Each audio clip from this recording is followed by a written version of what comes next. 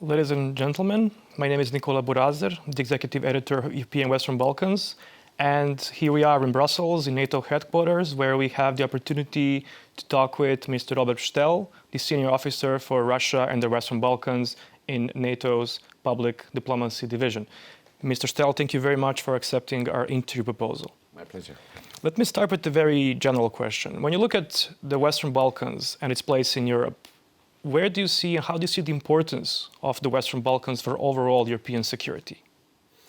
Well, I mean, maybe one thing I could say at the beginning, when we use the term Western Balkans, well, I think your portal is called European Western Balkans. There are some obvious reasons, I mean, historic, geography, and perhaps in some respects common, if you like, experience of many countries in the region, which sort of makes them, a certain group. However, in reality, it is intrinsic part of Europe. That's what matters. In other words, we cannot separate the security of the whole European continent from the security of Western Balkans and vice versa.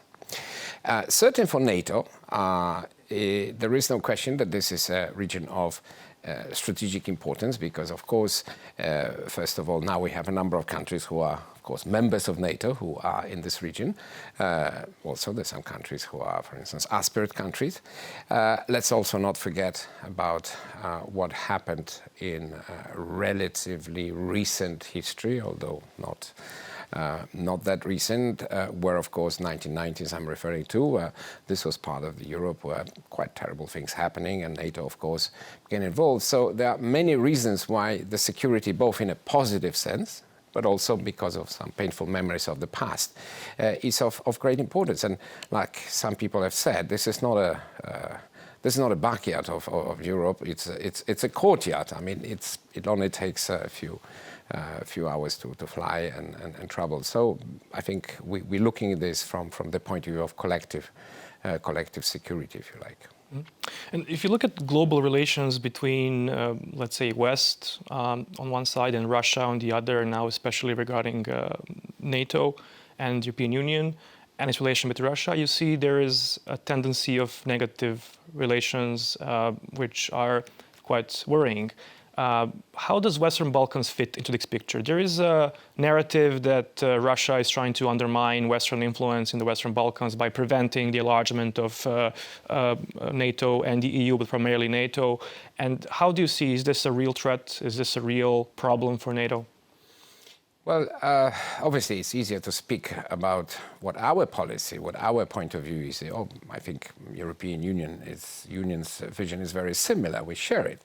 And definitely it is a positive agenda. We have pretty clear ideas that we would like to see the whole region prosper, to be stable, to have a stable future, not to be a producer of instability, or in fact, to put it maybe in a different way, we would like to continue reading about things happening in the region on the pages devoted to, economy, tourism, sports, for example, Eurovision Song Contest and other interesting cultural events, rather than, of course, any, God forbid, conflicts and so on. So that's, our agenda is pretty clear. And if you look at our involvement of NATO in the region, it has certain operational part, because we still have, of course, troops in KFOR, there's the HQ command in Sarajevo.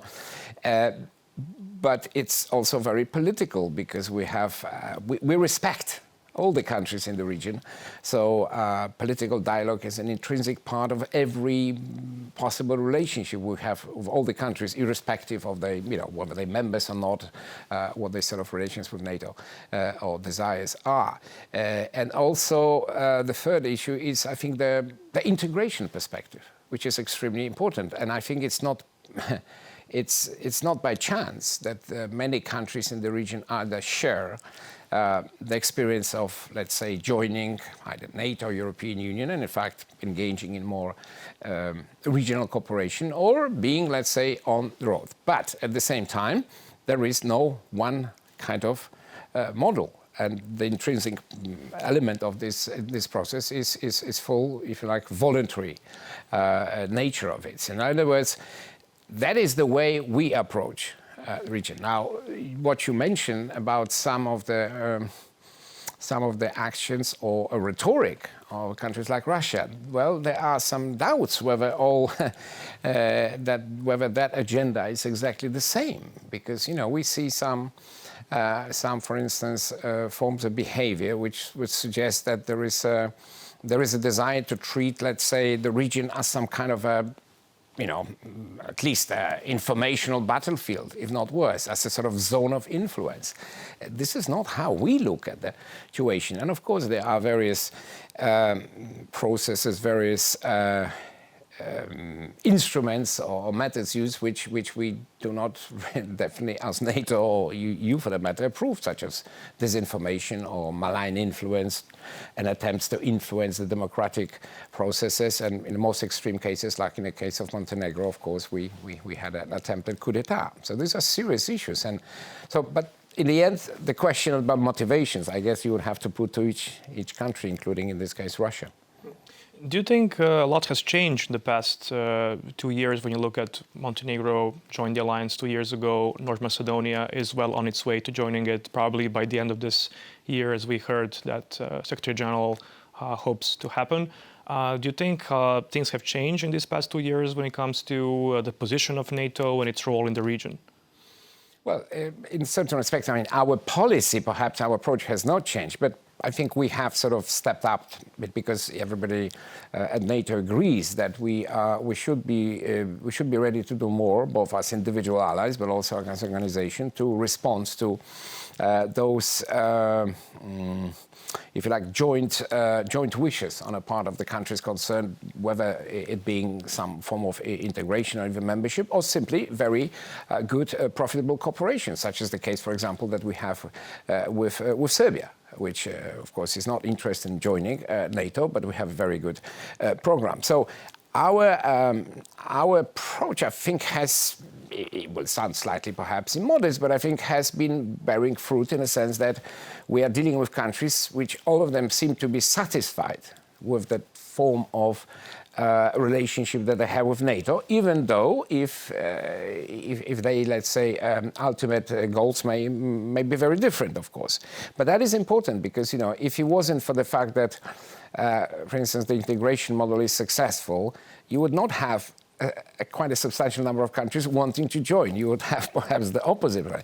And the case in point of the North Macedonia is, I think, extremely important because that's not just a great story from the point of view, of course, of the future of the people, the country, but also it's a fantastic, if you like, advertisement for those who still pose a question.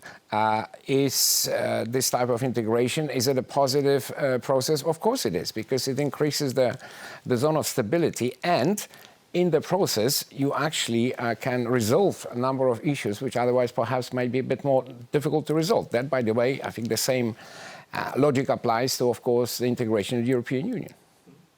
Now, going back to Serbia, it is practically the only country in the Western Balkans which does not aspire towards NATO membership. As a matter of fact, it officially proclaimed its military neutrality and basically does not wish to become a member of the alliance at any point in time, at least for the current moment. But at the same time, you see cooperation with Serbia increasing. You see a lot of forms of this cooperation. But at the same time, Serbia is also cooperating quite closely when it comes to military issues with Russia. Is that something that concerns NATO in the long term? Well, we're not concerned by cooperation. That's by definition, cooperation is usually a good thing, particularly if it's about normal form of cooperation that countries come together because they want to do some joint projects when it comes to economics, culture, and so on. But it is interesting to observe certain facts that if you look at the scope and the level of ambition of the NATO-Serbia relationship, which is sometimes you could say, some people would say that it's captured in this so-called IPAP, the Individual Partnership Action Plan, which, by the way, if everything goes well, quite soon we'll have the new edition. It will be a bit easier for me, by the way, to to give some more specific examples. But I hope the viewers will take my word for it that, you know, once it is adopted, the range of topics and areas is very broad.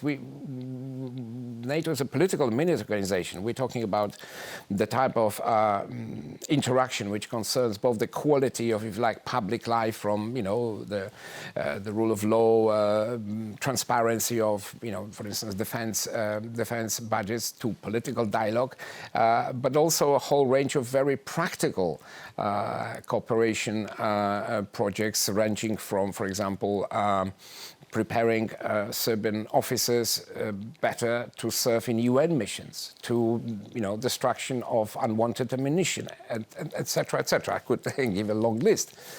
And that is what we definitely do. That is what we promote. And individual allies are always, I think, looking for new ways of augmenting that cooperation. So the fact that a country like Serbia enjoys that type of relationship makes us very happy, and we think that is the best proof that it's a beneficial relationship. And as far as any comparison between this type of relationship and the type of relationship that Serbia wants to develop with other countries, that is not really for us. Judge. Everybody can, if you like, form its own judgment. Everybody can, you know, can see what is useful. So that is, we are not in the business of telling sovereign countries, you know, which goals of their policy they should choose. That's not how NATO behaves. So in other words, we don't have a problem with countries having their own, obviously, ways of engaging with other countries, as long as, of course, we are talking about the type of interrelationship which does not, you know, negatively impact on other countries. It is actually a contribution to, for instance, regional stability. These are the things which matter to us. Mm-hmm. But public diplomacy actually was one of the elements of the previous individual partnership action plan between Serbia and the NATO. And if you look at Serbian media, for example, you will see that not much is said about Serbia-NATO cooperation. A lot of attention was given to Serbia-Russia cooperation, even though if you look at the numbers, practically the cooperation with NATO is much higher, both in terms of substance and the numbers involved. And is it something that represents a problem for NATO, that this sort of cooperation is not visible enough in the media? Well, I think the honest answer is a bit. I mean, again, you know, we respect media, and we don't tell, you know, newspapers, portals, or TV, you know, you write about it. But it is the truth that to say that we are sometimes quite stunned by some of the headlines in certain particular newspapers, which simply are not reflecting the truth. I mean, NATO is quite often, unfortunately, accused of things we have never committed and we have no intention of doing. Basically, you can see a parallel reality if you look at the facts, you look at right. how the media portray kind of, NATO. you know, sometimes when I talk to my friends in Belgrade, say, you know, I've seen this. Let me concrete, you know, some of the headlines and some of the, you know, like in a newspaper like Informa. I said, it's almost funny because I simply do not recognize this institution which is described there. That's not the institution I'm working. But even more importantly, I think our Serbian colleagues, our Serbian partners from a variety of institutions that NATO works with, you know, on the military side, on a civilian, in different areas, ranging from, I don't know, you know, cyber defense, for example, to the civil emergency. I think they probably don't recognize either the type of daily relation, because almost it's a daily kind of relationship. You know, there's plenty of projects in different areas. There are things happening in Serbia itself. You know, you mentioned Krušević. I mean, the place which is now, I think, officially recognized as a sort of, you know, regional certified, if you like, center specializing in extremely important area of you know, disposing some very dangerous things, and many other places. And many other institutions, for instance, scientists, you know, these people, I think it would be nice to hear their voice a bit more. Part of the problem is also, to be very honest, that sometimes we see that some mainstream, if you like, media, Serbia, are just repeating, literally verbatim, some of the stories or strange strange accusations which come from what we basically consider to be disinformation outlets. So I think there's a bit of more diligence in sort of checking the sources, and the easiest form is if you have some questions about NATO, well, ask us. We're more than happy to provide information, but also turn to the people in Serbia who actually deal with those projects, because they know what the reality is. So yes, I mean, it's a very long answer to your short question, but we would like to see more. I mean, we are not telling people how to, and everybody has the right to criticize it, but that should be based on facts. And that sometimes is a bit lacking. So we hope very much also as part of the new cycle of IPAP that with our colleagues and friends in Serbia, we will be able to perhaps improve that situation. I remain optimistic that we can do that because we have a good story to tell. So you believe that the issue of public diplomacy will find its place again and maybe given more attention to the new IPAP? I hope so. I think, without talking about the document which has not yet been, formally adopted, but I hope we're pretty close. I think there's a good chance. Let's use that expression. That important area will be covered in that particular document. Mm-hmm. Now, when it comes to KFOR, let's say in the last couple of years, there was lots of praise about the level of cooperation between Serbia and KFOR. It was always mentioned as a good example of Serbia-NATO cooperation in general. But in the last couple of months, you could see lots of accusations coming from the Serbian government about basically the statements of KFOR officials. That there seems to be now some degree of distrust between the two sides. Do you believe there is a serious crisis in, let's say, Serbia-KFOR or Serbia-NATO relations when it comes to this issue, or it is something that you addressed in the past couple of months? Well, perhaps the easiest way of answering your question, which is an important one, would be by simply saying that we don't see any reasons for the development or the cultivation of some form of distrust towards both the mandate and the actual, daily work, performance, fulfillment with duties by KFOR. In other words, we are not aware that the people who come into contact with KFOR, which is all groups who are living in Kosovo, but also those who cooperate, who know it, including, for example, very good professional contacts between KFOR and the Serbian military. There are various, well provided mechanisms for this. That we don't hear any particularly complaints, or rather immodestly, I would say that we hear rather good things. So we don't think that there are any grounds, any serious reasons to sort of criticize. So in other words, when we hear various accusations, we have reasons to believe that they are not really to do with KFOR as it is. This is more to do with some political agenda, which has not much to do with the reality on the ground. And we would definitely appeal for those who make some of those statements. We hear them. We hear them in various places. We heard them also unfortunately, from the country that you mentioned earlier. To the fact that somehow, KFOR it's not fulfilling its duty, that it's partial, that there is chaos, and that is not, again, the reality of the ground.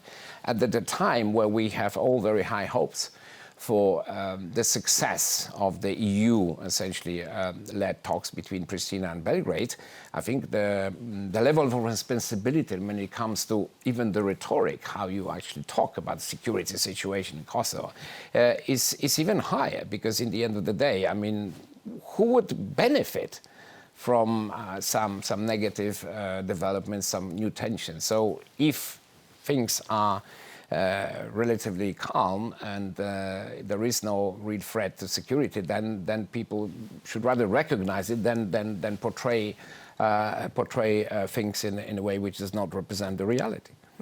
And has anything major changed in the past 7 months when it comes to KFOR's mandate and capacities? I refer to Kosovo beginning the process of creating its own armed forces. Did anything substantial change in this past 7 or 8 months? Well, KFOR's mandate has not changed. Our force posture and in fact the fact of the size of the, it's the mission which defines it. We don't have any sort of deadline. That has not changed. And I would say that the people who are, both commanding KFOR have very, very able leadership, and also the nations, which, by the way, are not only NATO nations. There's a number of partner nations. For example, Austria has a very large contingent there. Not only, it's not the only, by the way, non-NATO country. They take their duties very responsibly, and they continue performing in the same way that they have been some time ago. The UN mandate has not changed, so that is the same. Of course, we have not only taken note, but we have spelled out in public. I think the Secretary General and North Atlantic Council have said on a number of occasions that this question of the change in the nature of the KSF, that's and perhaps the manner in which this has been announced, that is something which has led us, and we're doing that, to evaluate, to review the type of relationship that we have with the colleagues in KSF. But that is an ongoing process, but it does not affect both the mandate, let me repeat that, and the performance of its duties by KFOR. Mm-hmm. Do you believe KFOR is having the capacity and will to defend the peace in Kosovo? Is it ready for any kind of crisis situation? Because we have seen in the past couple of months some situations where we're on the verge of escalation, which actually frightened many people living there. Well, I think the answer is yes.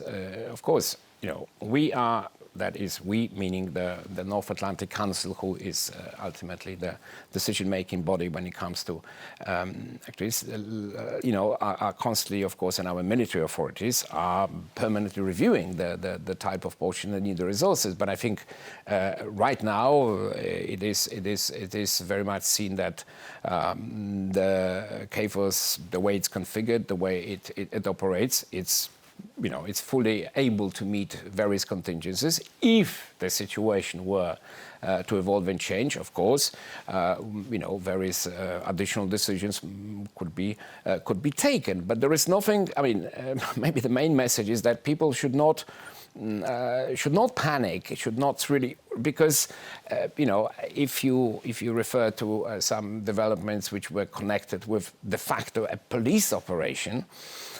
And has to be honest and say that, again, that was perhaps a very good example of some disinformation, of at least elements of disinformation being played up in the public sphere. Because in the end of the day, an anti-corruption police operation to which the police authorities had not only the right, but it's actually their active duty. And according to, I think, majority of independent observers, including the UN, that operation was conducted appropriately. Then to portray this kind of actions as a danger to even regional peace and stability is really is not very helpful from the point of view, again, of the stability and security on the ground. So KFOR was alert, KFOR remains alert, and we are ready to use all those mechanisms which exist to, of course, discuss calmly all sorts of dimensions to this. But again, to answer your question, KFOR is fully, and let's not forget, it is also third responder. So there are the institutions. We believe that there is plenty of instruments to ensure that all the people, all the groups in Kosovo can lead a normal life, and this will not constitute a problem from the point of view, let me mention again, of, for instance, the talks between Pristina and Belgrade, which, while led by you, are fully supported by all NATO allies and NATO itself.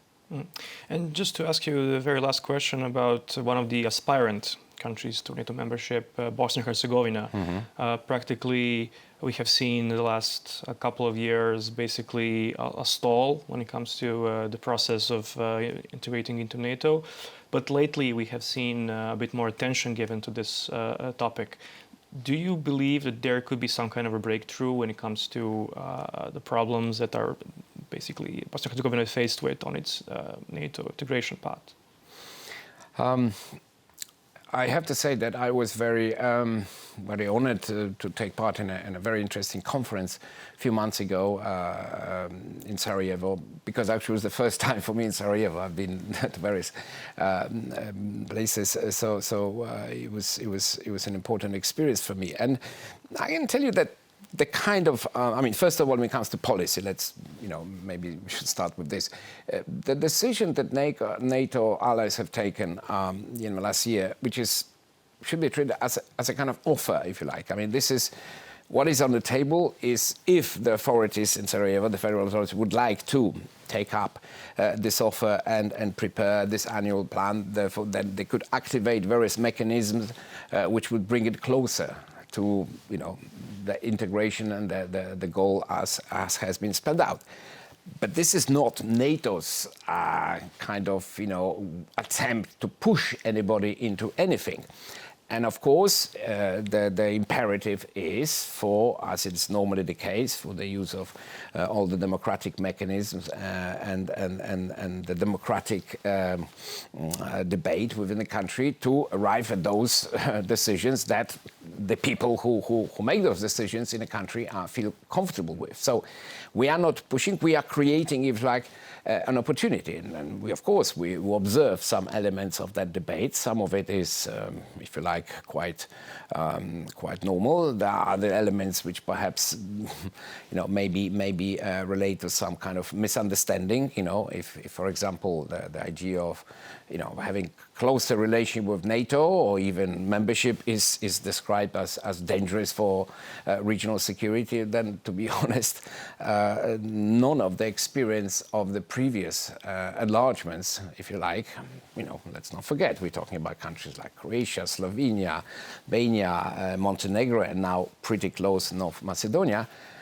They have not had a negative effect on the stability and predictability, not to mention even some economic prospects. On the contrary, I think they've been positive. So that is not the argument that should be used, because it does not really, it's based on reality. But we, of course, we are aware of the various political emotions which are present in part of the debate. But again, let me stress, we have a good relationship with Bosnia. We want to continue, and the decisions that you alluded to, they are a form of an offer. If the country would like to pick them up, then that is its decision. But we are not pushing anybody, because in fact that's not how we behave, neither in Western Balkans nor anywhere else. Thank you very much for the answers and your time. Thank you very much. Hvala.